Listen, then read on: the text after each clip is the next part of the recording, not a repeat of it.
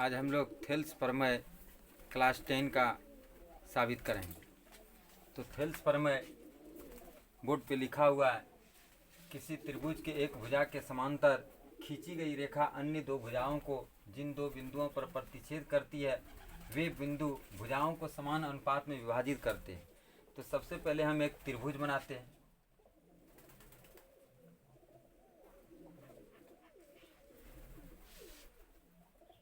त्रिभुज का नाम ABC। अब क्या कहता है, किसी त्रिभुज की एक भुजा के समांतर खींची गई रेखा, तो BC भुजा के समांतर एक हम रेखा खींच देते हैं, इसका नाम दे देते हैं D। अन्य दो भुजाओं को जिन दो बिंदुओं पर प्रतिच्छेद करती है, तो ये दो भुजा जो है AB और AC, इसको कहाँ कहाँ प्रतिच्छेद कर रहा है, D बिंदु पर और E बिंदु पर प्रतिच्छेद करती है। तो वे बिंदु, कौन बिंदु, D बिंदु और E बिंदु, इस भुजा को AB और AC को समान अनुपात में विभाजित करती है। यही कहता है थेल्स प्रमेय। थेल्स प्रमेय का दूसरा नाम आधारभूत अनुपातिकता प्रमेय है, और थेल्स प्रमेय का ये स्टेटमेंट है, कथन है। कभी कभी प्रश्न में सिर्फ लिखा जाता है थेल्स प्रमेय को लिखें, तो इतना ही बात को लिखना है, यानी स्टेटमेंट को ही लिखना है। और यदि लिखा जाए कि थेल्स प्रमेय को साबित करें, तब इसको प्रूव करना पड़ता है। तो अब हमने क्या बनाया, एक त्रिभुज बनाया। हम इसको मानते हैं, माना कि ABC एक त्रिभुज है। ABC एक त्रिभुज है जिसमें BC के समांतर एक रेखा DE खींची गई है जो भुजा AB तथा AC को क्रमशः D एवं E बिंदु पर प्रतिच्छेद करती है।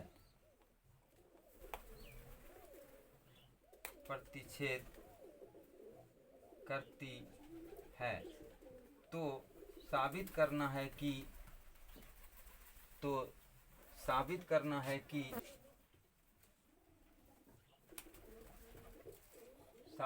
है, क्या साबित करना है।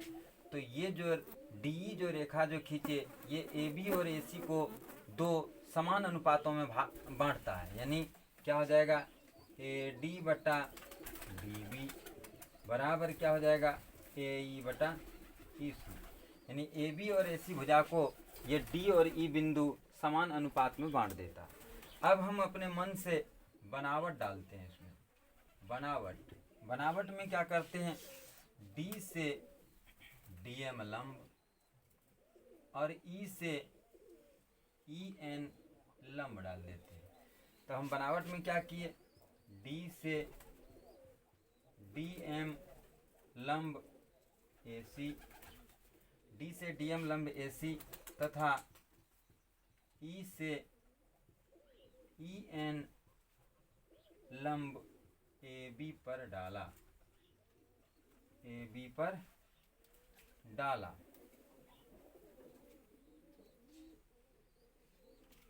तो D से DN लंब डाल दिए, DM लंब AC पर डाल दिए, E से EN लंब AB पर डाल दिए, और साथ ही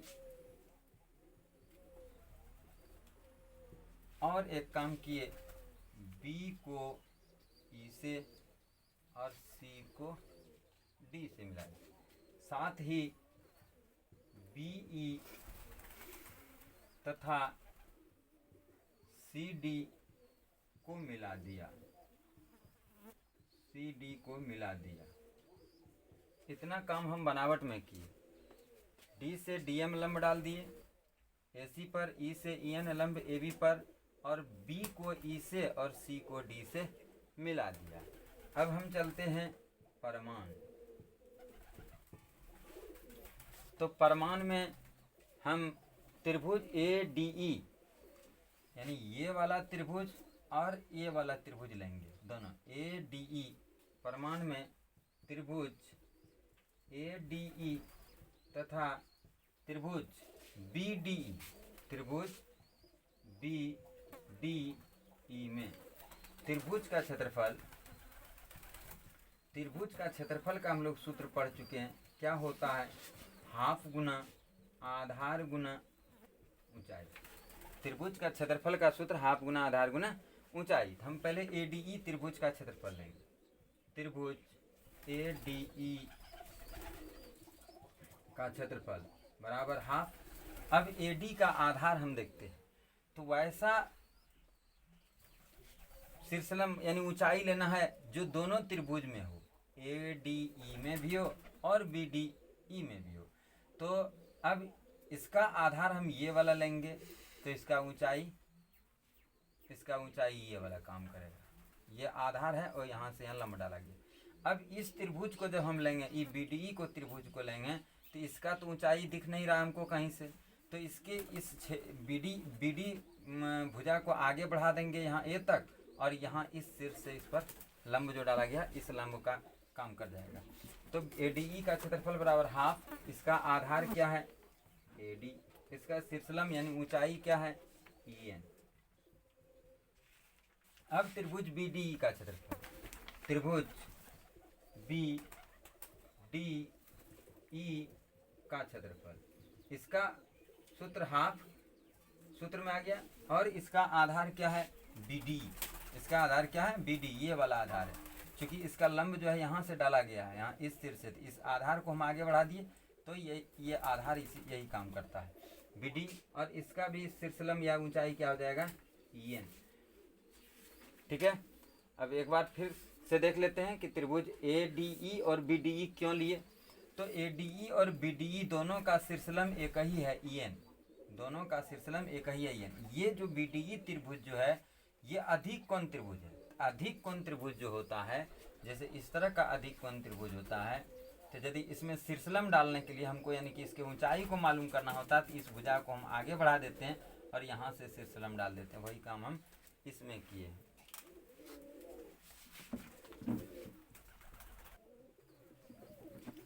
अब हम क्या करते हैं, त्रिभुज ए डी ई का क्षेत्रफल और उसमें भाग दे देते हैं त्रिभुज बी डी ई के क्षेत्रफल। त्रिभुज ए डी ई का क्षेत्रफल बटे त्रिभुज बी डी ई का क्षेत्रफल। तो त्रिभुज ए डी ई का क्षेत्रफल का क्या आया था, हाफ गुना ए डी गुना ई एन, और इसका कितना हुआ था क्षेत्रफल, हाफ गुना बी डी गुना ई एन। तो ई एन और हाफ हाफ कैंसिल हो गया, तो बचा क्या, त्रिभुज ए डी ई का क्षेत्रफल और बटे क्या हो गया त्रिभुज बी डी ई का क्षेत्रफल, और इधर क्या बचा ए डी बटा डी बी या बी डी एक ही बात है, ए डी बटा डी बी। इसको हम समीकरण मान लेते हैं फर्स्ट। अब पुनः हम क्या करते हैं, इधर वाला त्रिभुज लेंगे, ए डी ई त्रिभुज इधर लेंगे और एक त्रिभुज हो जाएगा डी सी ई, और ए डी ई त्रिभुज में उस समय इसका आधार ये वाला हो जाएगा यानी ए ई, और लंब हो जाएगा ई वाला, गलती लिखा है, लंब हो जाएगा ये वाला डी एम। ठीक है, तो फिर हम लिखेंगे त्रिभुज ए डी ई का क्षेत्रफल बराबर हाफ गुना, अब आधार इसका क्या लेंगे ए ई, बराबर इसका अब लंब, अब इस भुजा पर देखिए लंब कौन सा है, यहाँ पर लंब डाला गया है, यानी ये लंब का नाम क्या है डीएम। तो ए डी का क्षेत्रफल बराबर हाफ गुना ए ई गुना डीएम। अब हम इस त्रिभुज को लेंगे, इस त्रिभुज को डी सी ई, त्रिभुज डी सी ई का क्षेत्रफल बराबर हाफ, इसका आधार क्या है इसी, इसका आधार क्या है इसी, क्योंकि इसका भी शीर्षलंब यही होगा डीएम, क्योंकि इस इसी को आगे बढ़ाने के बाद ये डी बिंदु से शीर्षलंब डाला जाता है जो इस त्रिभुज का शीर्षलंब होता है। तो हाफ गुना सी, हाफ गुना ई सी, हाफ गुना ई सी गुना और क्या हो जाएगा डीएम। हम क्या फिर करते हैं, त्रिभुज ए डी ई का क्षेत्रफल और भागा दे देते हैं त्रिभुज डी सी ई का क्षेत्रफल। तो हमारा कितना हो जाता है, हाफ गुना ए गुना DM, और इधर कितना हो जाता है, हाफ गुना EC गुना DM। इसमें भी DM और हाफ हाफ कैंसिल हो गया, तो बचा क्या, त्रिभुज ADE का क्षेत्रफल बट्टा त्रिभुज DCE का क्षेत्रफल बराबर क्या बचा, AE बट्टा EC। ये समीकरण क्या हो गया, 2। समीकरण फर्स्ट, समीकरण सेकंड। अब हम क्या देखते हैं, समीकरण फर्स्ट और सेकंड में क्या देखते हैं कि ऊपर में ADE का क्षेत्रफल, इसमें भी ऊपर में ADE का क्षेत्रफल है, नीचे BDE का क्षेत्रफल, और इसमें त्रिभुज DCE का क्षेत्रफल है। तो और दाहिने साइड AD बटा DB और AE बटा EC है। तो यदि बायां पक्ष समीकरण फर्स्ट और सेकंड का बराबर हो जाए तो हमारा दायां पक्ष भी क्या होगा, बराबर हो सकता है। तो हम क्या देखते हैं, अभी दोनों त्रिभुज को देखते हैं। कौन सा दोनों त्रिभुज देखते हैं, ये वाला BDE त्रिभुज और BEC त्रिभुज, BDE और BEC त्रिभुज, दोनों त्रिभुज में हम क्या देखते हैं, दोनों का आधार DED है। हाथ घुमा के दिखाते हैं, BDE DE, और इस पर भी हाथ घुमाते हैं, उल्टा हाथ घुमा, इस पर DEC में, तो दोनों त्रिभुज का आधार DED है। तो अब हम लोग क्या देखते हैं, त्रिभुज BDE तथा त्रिभुज DCE का एक ही आधार क्या नजर आ रहा है, DE, तथा समांतर रेखा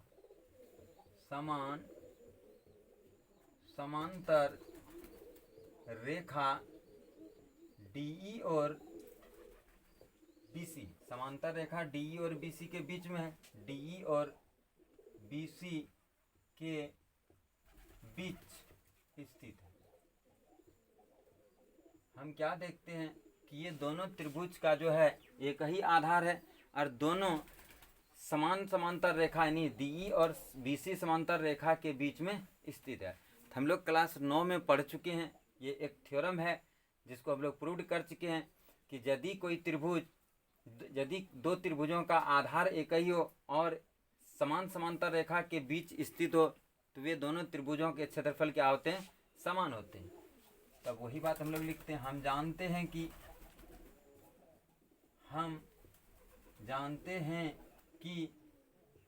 दो त्रिभुजों का आधार समान एवं समांतर रेखा के बीच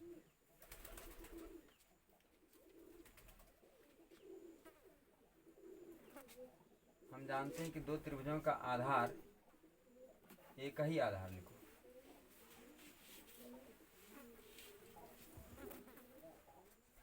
हम जानते हैं कि दो त्रिभुजों का एक ही आधार एवं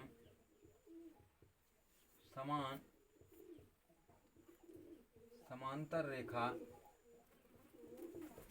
के बीच स्थित होने पर दोनों त्रिभुजों का क्षेत्रफल